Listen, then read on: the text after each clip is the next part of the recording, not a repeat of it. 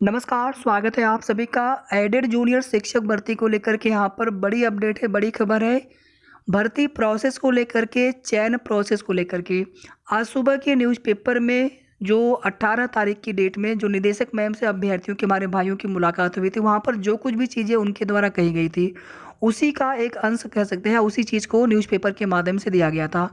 और अब SCERT से प्राप्त जानकारी के अनुसार दीपावली के बाद अगले महीने नवंबर में भर्ती प्रोसेस चयन प्रक्रिया शुरू होने जा रही है और इसके लिए NIC के द्वारा सॉफ्टवेयर पर काम भी शुरू हो चुका है।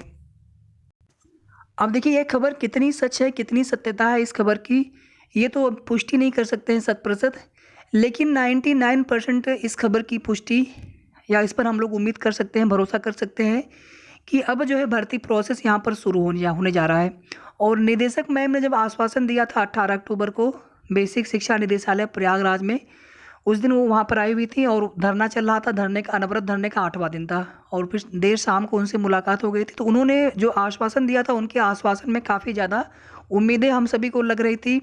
हालाँकि पहले हम लोग इतनी बार जो है हम सभी की उम्मीदें टूटी हैं कि हम लोग भरोसा नहीं कर पाते हैं जब तक कि कोई चीज़ें बिल्कुल नोटिस के माध्यम से या फिर प्रोसेस शुरू ना हो जाए।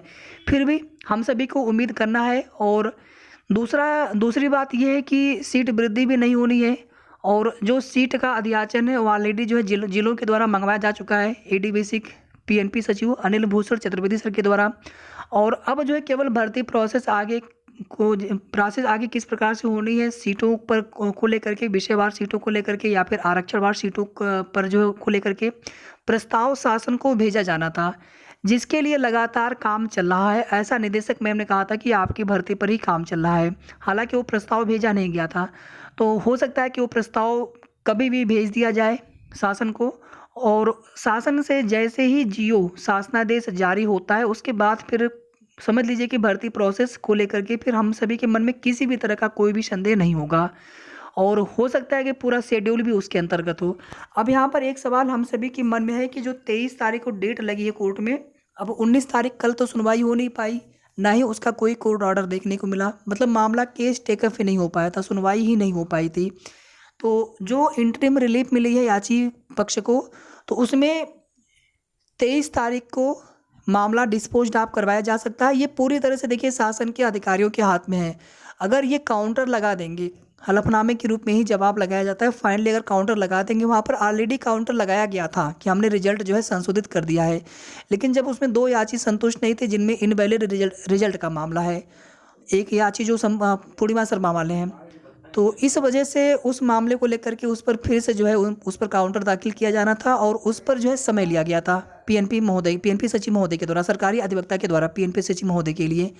और तो केवल वहाँ पर काउंटर ही लगाया जाना है, वो काउंटर लगा देंगे, मामला डिस्पोज्ड ऑफ हो जाना है। बहुत ज़्यादा उसमें कुछ दिक्कतें हैं नहीं कि उसमें कुछ बचा है, आप कुछ करना है। केवल वहाँ पर काउंटर लगाया जाना था जिसमें मूल OMR सूची जो है उसमें मांग की गई थी, तो उसमें भी अधिकारियों के हाथ में है। वो मूल OMR जो भी है वो शासन से सहमति लेकर के उसको दिखा सकते हैं ताकि जो याची पक्ष है वो संतुष्ट हो जाए। तो सब कुछ इनके हाथ में है, अधिकारियों के हाथ में है। माननीय कोर्ट को, न्यायालय को तो केवल वहाँ पर अंतिम जो मामला है उसको डिस्पोज्ड ऑफ करना है। अगर वहाँ पे याची संतुष्ट हो जाते हैं और यहाँ पे जो अधिकारी हैं, जो सरकारी अधिवक्ता है, उनको संतुष्ट कर देते हैं, जवाब उस पर दाखिल कर देते हैं। अब इसमें देखिए जो NIC द्वारा नए सॉफ्टवेयर पर कार्य किया जा रहा है, हम सभी जानते हैं कि ये भर्ती प्रोसेस पहली बार हो रही है, तो इसमें बिल्कुल अलग तरीके से सारी प्रोसेस भी होने की उम्मीद है। मतलब जो चयन सूची संबंधी प्रोसेस है, बाकी तो और चीज़ें जैसे हुई हैं बेसिक की भर्तियाँ उसी तरह से होनी चाहिए। चयन सूची का मतलब है कि पहले जैसे आप देखेंगे बेसिक की भर्ती होती थी, एक मेरिट आ जाती थी। अब देखेंगे 69,000 शिक्षक भर्ती में 6800 का विवाद अभी तक चल रहा है। तो इस बार हो सकता है कि इसमें गुणांक, कैटेगरी सब कुछ शो करें। विषयवार मेरिट लिस्ट बननी है अलग अलग, यानी सब्जेक्ट वाइज जो है अलग अलग मेरिट लिस्ट बनेगी पाँचों विषय के लिए। प्रिंसिपल का अलग बनना है मेरिट लिस्ट। इस तरह से टोटल 6 मेरिट लिस्ट बन जाएंगे और उस मेरिट लिस्ट में क्या क्या चीज़ें शो करेंगे उस पर भी कुछ न कुछ बदलाव जरूर किए जा सकते हैं। 6800 वाले में देखेंगे उसमें कैटेगरी और गुणांक भी दिखाया गया है, जबकि उसके पहले मूल चयन सूची में कहीं पर भी कैटेगरी गुणांक नहीं है। तो हो सकता है कि इन सब विवादों से बचने के लिए ये भी इस बार इसमें परिवर्तन किया जाए। और NIC द्वारा जो सॉफ्टवेयर होगा वो तैयार कराया जा रहा है, मतलब कर रहे हैं। इसका मतलब है कि भर्ती प्रोसेस आगे बढ़ेगी, 100% आगे बढ़ेगी। और जो भी शासनादेश संबंधित चीज़ें हैं, जैसे ही शासन को प्रस्ताव जाता है वो भी जल्द हम सभी को देखने को मिल सकता है दीपावली के बाद। और जैसा कि मैम ने भी बोला था कि नवंबर में आप सभी की जो भर्ती है वो फाइनल कर देंगे, फाइनल हो जाएगी, जिसमें जिला प्रेफ़रेंस से लेकर के चयन सूची के प्रकाशन से लेकर के काउंसलिंग से लेकर के और नियुक्ति पत्र वितरण, ये पूरे प्रोसेस उसमें होने हैं। एक निवेदन है हमारा आप सभी से कि आप सभी को क्या लगता है? हमें तो यहाँ पर पूरी उम्मीद है कि अभी इस बार जो है, जो भी मैम ने बोला है, निदेशक मैम ने बोला है, वो चीज़ें उनकी इस बार सही होंगी। इस बार उन्होंने जो भी आश्वासन दिया है, वो आश्वासन हम सभी के लिए, उम्मीद जो हम लोग कर चुके हैं, वो उम्मीद इस बार हम लोगों की नहीं टूटेगी। आप सभी भी कमेंट करके ज़रूर बताएँ। साथ ही साथ आप लोग वीडियो को प्लीज़ लाइक करके जितना हो सके आप शेयर कर दीजिएगा। और आपने अगर अभी तक चैनल को सब्सक्राइब ना किया हो तो प्लीज़ सब्सक्राइब कर लीजिएगा। हमारी अपनी पूरी कोशिश होती है हमारे अपने स्तर से कि जो भी सही और ऑथेंटिक न्यूज़ हो वही आप सभी को दी जाए। धन्यवाद।